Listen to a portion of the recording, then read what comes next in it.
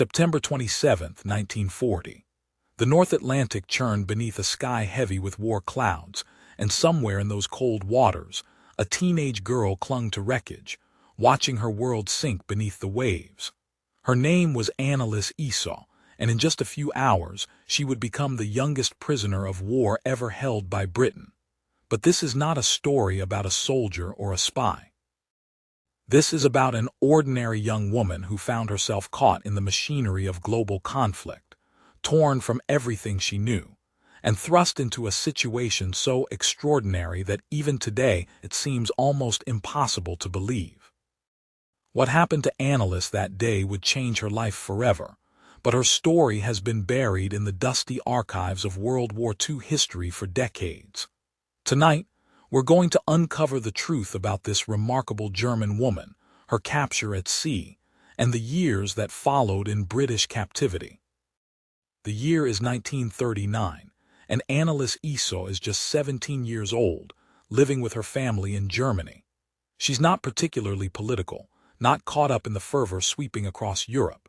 She's just a young woman dreaming of the future, helping her mother around the house, spending time with friends.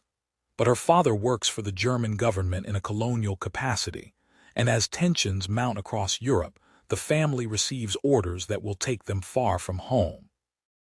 They're being sent to German Southwest Africa, what we know today as Namibia, a territory Germany had controlled before the First World War but still maintained administrative presence in certain areas. For Annalise, this is both thrilling and terrifying. She's never been on a ship before, never traveled beyond Germany's borders.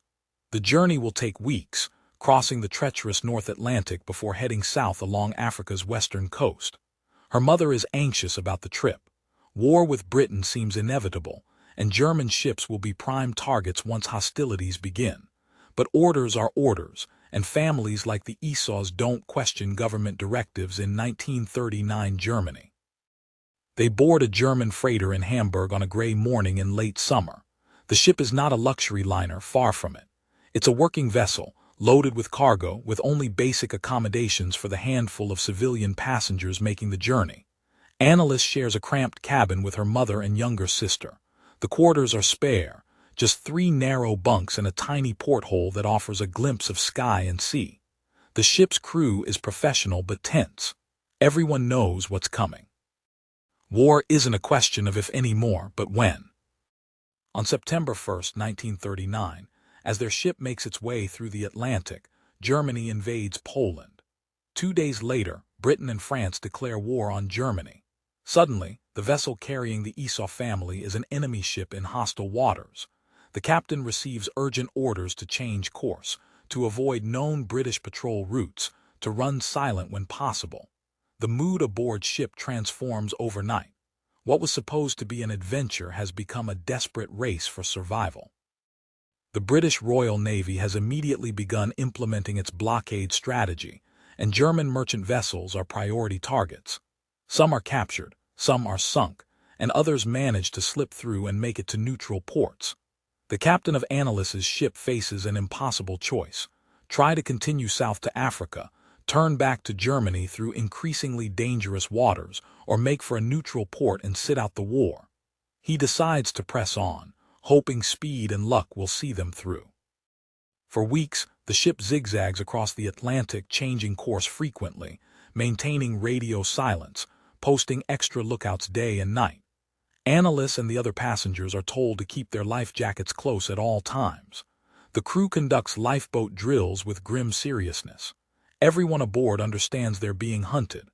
At night, the ship runs without lights, a ghost sliding through the darkness, hoping to remain invisible to British warships and submarines prowling the sea lanes. Annalise later recalls the fear that permeated every moment of those weeks. The constant tension, the way conversations would stop whenever the ship's engines changed pitch, the terror every time a lookout shouted a warning. She's 18 now, her birthday having passed somewhere in the Atlantic, but she feels much older. The childhood innocence she carried aboard in Hamburg has been stripped away by the reality of war. September 27, 1940 dawns cold and overcast. They've been at sea for over a year now, the ship having spent months hiding in various ports, waiting for safe passage that never comes. Food supplies are running low. The crew is exhausted, and then just after sunrise the lookout spots something on the horizon. Ships, British ships, a destroyer and 2 corvettes closing fast. The captain knows immediately that escape is impossible. The freighter is slow, unarmed, and outmatched in every way. He orders the crew to prepare to abandon ship and signals his surrender to the approaching British vessels. But in the chaos and panic that follows, something goes terribly wrong.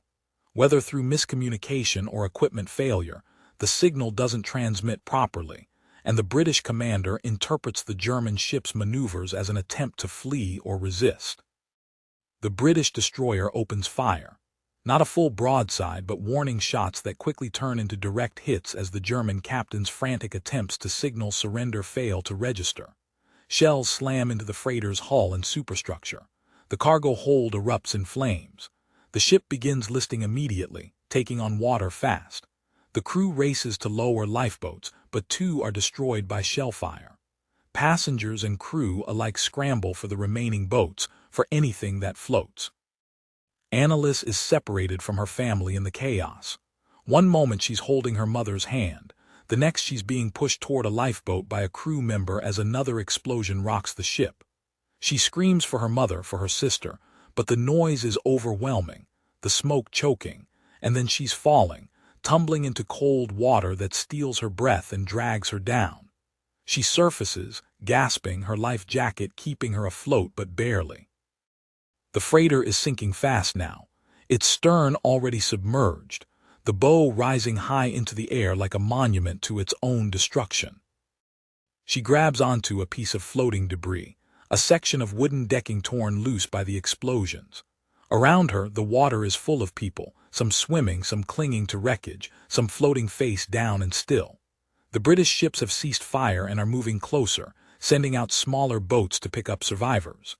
Annalise is numb with cold and shock, her mind unable to fully process what's happening.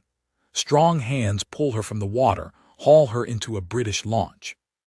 She's too stunned to resist, too overwhelmed to do anything but shake and stare. She's taken aboard the British destroyer, wrapped in blankets, given hot tea that she can barely swallow.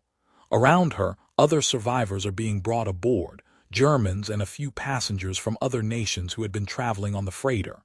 She searches every face for her mother, her sister, her father. She asks in broken English, in German, anyone who will listen, have they seen them, please? Have they seen her family? The British sailors are not unkind, but they have no answers. The ship is still recovering survivors, still searching the debris field. It takes hours to collect everyone who made it off the freighter alive. 23 people survived out of 47 aboard. Annalise's mother and sister are among the survivors, pulled from a lifeboat on the other side of the debris field. Her father is not. He went down with the ship, trapped below decks when the hull ruptured. Annalise learns this in the most horrible way possible, from a crew member who identifies the bodies recovered from the water, reading names from a list with practiced detachment. Her father's name is among them. She's 18 years old, floating on a British warship in the middle of the Atlantic, her father dead, her mother and sister alive but traumatized, and she has just become a prisoner of war. The British commander formally informs the German survivors of their status. They are enemy nationals captured in a combat zone, and they will be interned for the duration of hostilities. Annalise barely understands what this means. Prisoner of war. She's not a soldier. She never fired a gun, never wore a uniform, never swore an oath to Hitler or the Reich. She's just a girl whose father worked for the government, who happened to be on a ship when war broke out. The British destroyer makes for port, and within days, Annalise and the other survivors are transferred to a holding facility in Scotland. Here, in a converted mansion surrounded by barbed wire and guards, she begins to understand what her new reality will be. She's given a prisoner number, photographed, fingerprinted, and interrogated. British intelligence wants to know everything about her father, about the ship's mission, about what she knows of German operations. She tells them the truth. that she knows nothing, that she's not a spy or an agent, that she's just a civilian who was traveling with her family. They believe her eventually because there's simply no evidence to suggest otherwise. But belief doesn't equal freedom. She's still a German national, still technically an enemy, and the law is clear. She will remain interned until the war ends, however long that takes. At 18, Anneliese Esau officially becomes the youngest prisoner of war held by Britain in World War II. The internment camp where she spends the first months of her captivity is a strange place, a limbo between freedom and prison. The converted mansion had once been a grand estate, and traces of its former elegance remain even as it's transformed into a detention facility. The rooms are clean and reasonably comfortable, the food adequate if not exciting, and the guards are professional rather than cruel. But make no mistake, this is imprisonment. The windows are barred, the doors are locked, and guards with rifles patrol the perimeter day and night. Anneliese shares a room with 6 other women, all German civilians caught in various circumstances when war broke out. There's a governess who had been working for a British family, arrested when suspicion fell on any German in the country. There's an elderly woman whose British husband had died just months before the war, leaving her stranded. There's a young woman about Anneliese's age who had been a university student in Edinburgh, pursuing a degree in literature. Each has her own story of displacement and loss, and together they form a small community bound by shared misfortune. Her mother and sister are in the same camp, but housed in a different section, and visits are restricted to twice per week under guard supervision. These meetings are heartbreaking. Her mother has aged years in mere weeks, the grief over her husband's death and the trauma of their situation etched deep in her face. Her younger sister, only 14, swings between childish optimism that this will all be over soon and dark depression that frightens Anneliese more than anything else in their situation. The days blend together in monotonous routine. Wake at 7, breakfast at 8, roll call at 9. Then long hours with little to do. Some women are allowed to work in the camp kitchen or laundry, which at least provides distraction. Others spend their time reading what few books are available, learning English from the guards, or simply sitting and remembering their former lives. Anneliese tries to keep busy, volunteers for every work detail, teaches herself English with fierce determination. Language becomes her lifeline, her way of maintaining some control in a situation where she has none. She begins keeping a diary, writing in German on scraps of paper she hoards like treasure. The guards occasionally confiscate these writings during searches, but she always starts again. Writing becomes her way of preserving herself, of documenting what's happening, of processing the trauma and loss. In her diary, she writes about her father, about the life they had planned in Africa, about her fears for the future. She writes about the other women in the camp, their stories, their hopes. She writes about the small kindnesses she encounters, the guards who treat them with humanity, the local British women who sometimes bring extra food or warm clothes. As months turn into a year, then 2 years, the initial shock of captivity gives way to a different kind of suffering. It's not the dramatic horror of the sinking ship or the sudden violence of capture. It's the slow erosion of hope, the grinding sameness of days that offer no prospect of change. Young women like Anneliese are supposed to be falling in love, starting careers, building lives. Instead, she's trapped in a gilded cage, watching her youth slip away behind barbed wire. The war drags on. News filters into the camp through carefully censored newspapers and radio broadcasts. The Battle of Britain, the Blitz, the invasion of the Soviet Union, America's entry into the war. Each development brings new speculation among the prisoners. Will it end soon? Will Germany win or lose? What will happen to them when it's over? The uncertainty is its own form of torture. Some women in the camp begin to unravel mentally, unable to cope with the indefinite nature of their imprisonment. Anneliese watches women she's befriended descend into depression or hysteria, and she's terrified the same will happen to her. She finds salvation in education. A British officer's wife who volunteers with the camp's welfare program recognizes Annelise's sharp mind and hunger for learning. This woman, Mrs. Patterson, begins bringing books, real books, literature and history and science. She arranges for Annelise to take correspondence courses, to continue the education that was interrupted when her family left Germany.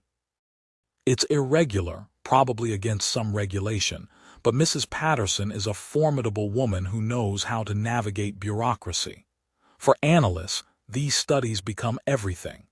They give her days purpose, give her a future to work toward, even if she can't imagine when that future might begin. By 1943, Annelise has been a prisoner for 3 years. She's 21 now, technically an adult, though she feels ancient. The camp has been her entire world for so long that she sometimes struggles to remember what freedom felt like. And then, unexpectedly, things begin to change. The British government starts reviewing cases of civilian internees, particularly women and children, with an eye toward releasing those who pose no security threat. The criteria are complex and often seem arbitrary, but gradually, a few women begin to be released. Annelise's case comes up for review in the spring of 1943. A board interviews her, asks about her background, her beliefs, her knowledge of German military operations. They ask if she's a Nazi, if she supports Hitler's regime. She answers carefully but honestly. She's not political, never was. She didn't choose to be on that ship or to become a prisoner. She just wants her life back, whatever form that might take. The board members are stern but not hostile. They've heard countless similar stories by now, and they've developed a sense for who's genuine and who's dissembling. The decision takes months. During this time, Annelise swings between hope and despair, unable to imagine what release might even mean. Where would she go? Germany is still at war, still being bombed, still under Nazi control. Britain is the enemy country that killed her father and imprisoned her family. She has no home anymore, no place that's safe or welcoming. When the letter finally comes informing her that she's been approved for conditional release, she experiences a strange mix of joy and terror. The conditions of her release are restrictive. She must report to authorities weekly, cannot travel more than 5 miles from her assigned residence without permission, and must refrain from any activities that could be construed as aiding the German war effort. She's also barred from certain professions and cannot access areas deemed sensitive for security reasons. In practical terms, she's free but on the tightest of leashes, constantly monitored, perpetually suspect. Her mother and sister are released at the same time, and together they're settled in a small town in northern England, far from any strategic locations. They're given a tiny flat, basic furnishings, and a small stipend to live on until they can find work. The transition from camp to this strange semi-freedom is jarring. For the first time in years, they can close a door without a guard's permission, can walk outside without escorts, can make choices about what to eat and when to sleep. But they're also isolated, surrounded by a community that views them with deep suspicion. They're the German women, the enemy, and despite their release, that label sticks like tar. Finding work proves nearly impossible. No one wants to hire a German, especially one who was interned. Annelise tries everywhere, every shop, every factory, every office. Doors close before she can finish explaining her situation. Her English is excellent now, nearly fluent, but her accent gives her away instantly. Her mother, older and broken by their experiences, can barely function. The responsibility for keeping their small family afloat falls entirely on Annelise's young shoulders. She finally finds work as a cleaner in a small factory on the edge of town. The owner is an older man whose son died in North Africa fighting Rommel's forces. He should hate her, and maybe he does a little, but he also recognizes desperation and need when he sees it. He pays her minimal wages under the table, lets her work night shifts when no other employees are around, and pretends not to notice her existence during the day. It's degrading work for someone with her intelligence and education, but it keeps them alive, keeps a roof over their heads and food on the table. The war finally ends in May 1945. Germany surrenders, Hitler is dead, and Europe begins the long, painful process of counting its dead and rebuilding from ruins. For analysts, the end of the war brings no celebration, only new uncertainty. What happens now? Germany is occupied, divided in chaos. Her hometown might not even exist anymore, might be rubble or behind Soviet lines. And even if she could return, what would she be returning to? Everyone she knew is scattered or dead, and Germany itself is being reshaped by the victorious Allies. The British government begins the massive task of repatriating prisoners of war and displaced persons. Anneliese and her family are interviewed again, asked where they want to go. Her mother wants to return to Germany to try to find whatever remains of their former life. Anneliese isn't sure. She spent 5 crucial years in Britain, years that have shaped who she is. Germany is the country of her birth, but it no longer feels like home. Britain is the country that imprisoned her, that she should resent, but it's also where she's built a new life, learned a new language, become a new person. In the end, they reach a compromise born of pragmatism more than desire. They'll return to Germany, to the British occupation zone, where at least they speak the language and might find distant relatives or old friends. The British authorities arrange their transport, provide them with travel papers and a small amount of money. In the autumn of 1945, Anneliese boards a ship for the second time in her life, this time heading east rather than west, returning to a homeland that's no longer recognizable. The Germany they find is apocalyptic.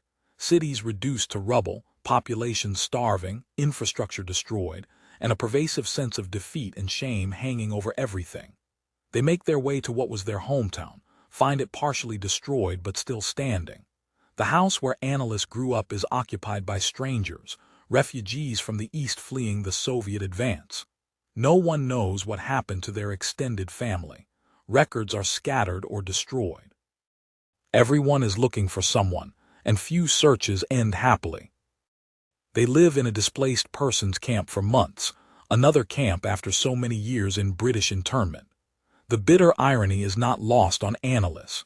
She's free now, technically, no longer a prisoner of war, but she's still living behind wire, still dependent on rations and bureaucracy, still trapped by circumstances beyond her control. She finds work again, this time as a translator for the British occupation forces. Her fluent English is suddenly valuable, and she's hired to help with communication between the occupiers and the occupied. It's strange work, being the bridge between Germans and British, between her people and the people who held her captive. Some Germans resent her for working with the occupiers. Some British soldiers don't trust her despite her years in their country. She exists in a liminal space, belonging fully to neither side, forever marked by her experiences. But the work pays relatively well, and slowly, gradually, she and her mother and sister begin to rebuild something resembling a normal life. Over the years that follow, Anneliese continues working as a translator, then moves into administrative work, eventually landing a position with a relief organization helping to reunite families separated by the war. She never marries, never has children. When asked about this later in life, she says simply that the war took those possibilities from her. The years when she should have been meeting people, falling in love, starting a family were spent in captivity. And after, she was too focused on survival, on helping her family, on processing everything that had happened. She kept her diary from the internment years, the pages she managed to save and smuggle out. In the 1970s, a historian researching civilian internment in Britain during World War II tracked her down, having found her name in official records. He wanted to interview her, to include her story in his work. She was reluctant at first, having spent decades trying to move past those years, to build a life that wasn't defined by being a prisoner. But eventually she agreed, recognizing that her experience was part of a larger history that deserved to be remembered. The historian was particularly struck by her status as the youngest prisoner of war Britain held during the conflict. He'd found no record of anyone younger being officially designated as a POW. There were younger people interned, children even, but they weren't classified as prisoners of war in the technical sense. Annalis's age at capture, the circumstances of her detention, and the official designation she received made her case unique. When he published his research, Annalis's story finally became part of the public record. She lived into her 80s, passing away in 2006 in a small town in Bavaria, not far from where she grew up. Her mother had died years earlier. Her sister had emigrated to Canada in the 1950s. In her final years, Annalis gave several interviews to historians and journalists, wanting to ensure her story was preserved accurately. She spoke about the trauma of captivity, but also about the small kindnesses she encountered, the British people who treated her humanely even when they had no obligation to do so. She spoke about Mrs. Patterson, the officer's wife who brought her books and correspondence courses, who saw a young woman desperate to learn and grow despite her circumstances. She spoke about the factory owner who gave her work when no one else would, taking a risk to help someone in need. She spoke about the complexity of her feelings toward both Britain and Germany, how she could simultaneously resent and appreciate, fear and admire. War, she insisted, was not black and white, not simple stories of good and evil. It was chaos and tragedy that swept up millions of ordinary people and destroyed their lives in ways both dramatic and subtle. What strikes me most about Annalis's story is its ordinariness. She wasn't a hero or a villain, not a resistance fighter or a Nazi collaborator. She was just a young woman trying to survive circumstances she never chose and couldn't control. In that sense, her story represents millions of others, people whose names we'll never know, whose experiences were never documented, who lived through World War II not as participants in grand historical events, but as victims of forces beyond their comprehension. The North Atlantic, where her father died, and where she was captured, is quiet now. The ships and submarines and destroyers long since returned to port or sunk to the bottom. The internment camp where she spent those crucial years has been torn down, replaced by housing developments where families live their ordinary lives, never knowing that barbed wire once surrounded those grounds. The factory where she worked has closed, the building repurposed or demolished. The physical evidence of her story has largely vanished, erased by time and progress. But her diary remains, preserved now in an archive in Munich, available to researchers who want to understand what internment meant for the people who experienced it. Her interviews are stored in oral history collections, her voice captured on tape speaking German and English, telling her story in her own words. And now, through this retelling, her experience reaches new ears, reminds us that history is made not just by generals and politicians, but by ordinary people caught in extraordinary circumstances. Annalis Esau was 18 years old when she became the youngest prisoner of war Britain held during World War II. She was captured at sea after watching her father die and her ship sink, spent 5 years in captivity, and then spent the rest of her life processing what those years meant. She never fully recovered from the trauma, never completely moved past the fear and loss and displacement.